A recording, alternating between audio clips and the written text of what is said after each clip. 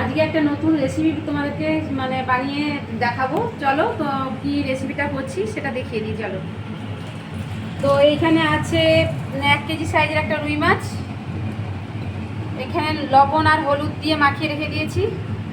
আর এখানে আছে কালো জিরে, গোলমরিচ, কাঁচা লঙ্কা, টমেটো, আর এখানে আছে ধনেপাতা। এইটাই হচ্ছে আমার মশলা, আর কোনো কিছু মশলা দেবো না আমি। তো এটা হচ্ছে আমি মিক্সিতে বেটে নিচ্ছি, সব একসঙ্গে দিয়ে মিক্সিতে বেটে নেবো।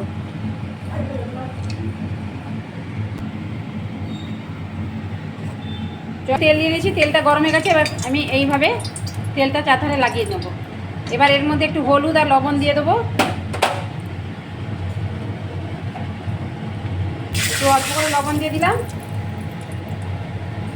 আর একটু হলুদ দিয়ে দিলাম যাতে না মাছটা ফাটে।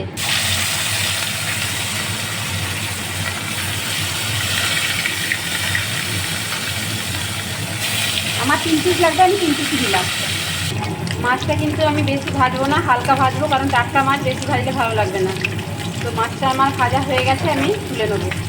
আর একা হাতে করছি বলে ভিডিওটা, কিন্তু তোমাদেরকে মাছ তোলাটা দেখাতে পারছি না। মাছটা তুলে নিয়েছি, দেখো এই যে ভাজা হয়েছে কেমন, হালকা হালকা ভেজেছি, একবার লাল করে ভাজিনি। আর এবার ওই তেলের মধ্যেই আমি ফোড়নে দেবো গোটা রসুন, কালো জিরে, শুকনো লঙ্কা।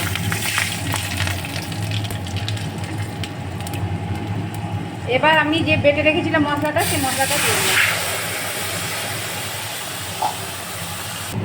এই রান্নাটা কিন্তু একটু ঝাল ঝাল হবে।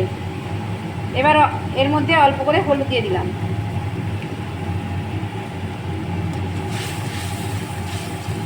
এইভাবে নাড়াচাড়া করতে হবে। এবার হালকা কালার আসার জন্য কাশ্মীরি লঙ্কার গুঁড়ো দেবো। আমি তো তোমাদেরকে সবসময় বলি যে আমি সানরাইসের লঙ্কা গুঁড়ো ব্যবহার করি।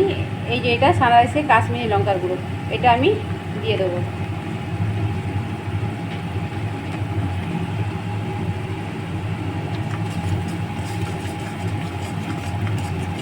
এবার কেউ যদি মনে করে যে এটা একটু মিষ্টি দেবে, সে একটু মিষ্টি দিতে পারে। আমিও যেমন একটু স্বাদ আনার জন্য মিষ্টি দেবো। আচ্ছা, আমি মিষ্টিটা ব্যবহার করছি, মিষ্টি বলতে আমি গুড় ব্যবহার করছি। এটা শুধু ব্যালেন্সটা ঠিক করার জন্য অল্প একটু গুড় দিয়ে দিলাম।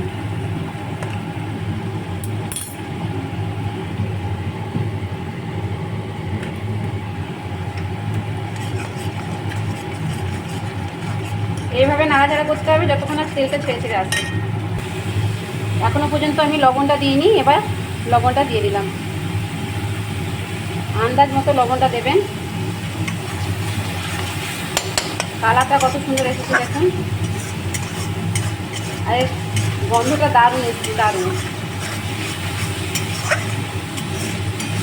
এই রান্নাগুলো আমার হাজব্যান্ড, আমার মেয়ে সবসময় তো ঝোল ভালো লাগে না টাটকা মাছের, তার জন্য এই রান্নাগুলো আমার মেয়ে সবসময় খেতে খুব পছন্দ করে, আর আমাকে মাঝে সাঝে বানাতে হয়।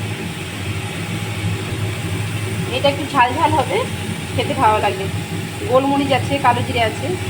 আমি দিয়ে দিলাম পরিমাণ মতো জল। জলটা বেশি লাগবে না।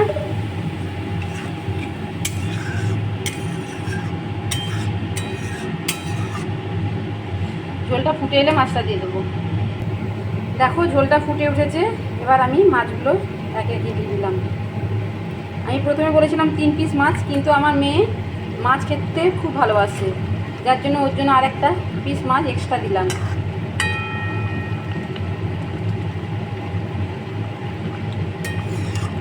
এবার এটা দিয়ে গ্যাসটা কমিয়ে দেবো,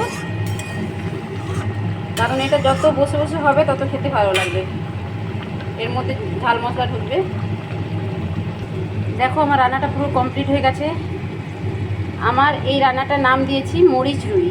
তো আমার রান্নাটা কমপ্লিট হয়েছে, কারণ এই রান্নাটা মরিচ রুই দেওয়ার কারণ এতে পুরো লঙ্কার ভাগটা বেশি থাকবে, আর কালো জিরেটা থাকবে, যার জন্য দেখো কালারটা এসেছে কালো কালো। গোলমরিচ আছে, কালো জিরে আছে বেশি, আর এই যে কাঁচা লঙ্কা 2-4টে দিয়ে দিলাম। আমার রান্নাটা কমপ্লিট হয়ে গেল। এই কাঁচা লঙ্কা যে লাস্টের দিকে দিলে না, ফ্লেভারটা খুব সুন্দর আসে, গন্ধটা খুব সুন্দর লাগে খেতে। এবার আমি রান্নাটা কমপ্লিট করে নিয়েছি। এবার গ্যাসটা বন্ধ করে দিলাম। আমার রান্নাটা দেখো পুরো কমপ্লিট হয়ে গেছে, আর এর ফ্লেভারটাও দারুণ আসছে। আমি বলছি বলে নয়, আপনারা করে অবশ্যই একবার করে খেয়ে দেখুন। ভালো লাগলে আমাকে কমেন্ট করে জানাবেন। আর আমার রিকোয়েস্ট, একবার করে খেয়ে দেখবেন। যদি ভালো লাগে লাইক করবেন, শেয়ার করবেন, কমেন্ট করবেন, ফলো করবেন। বাই।